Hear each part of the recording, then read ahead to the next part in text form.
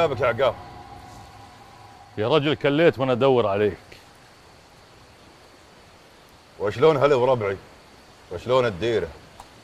وشلون امي يا عقاب؟ لا تسألني عن شيء يا راشد.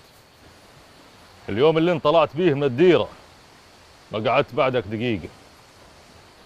انا اشهد انك الخل الوفي، لكن وش ذنبك انت تطلع من الديره؟ ذنبي اني ولد الشيخ اللي ما يسمع الا شوره. انا بعد مليت يا راشد. تدري يا عقاب اني ندمت لاجل طلعت من الديره. كان لازم اسمع شور امي. وش تقصد؟ اقصد اني ما سويت العيبه ولا الشينه لاجل اطلع من الديره. تريد تعاود؟ ودي اعاود للديره وهلي وربعي والشيخه بعد. اشوف مع لسانك غير سالفة الشيخة يا راشد. هذا حق يا عقاب، والحق ما ينزعل منه عند الاجاويد.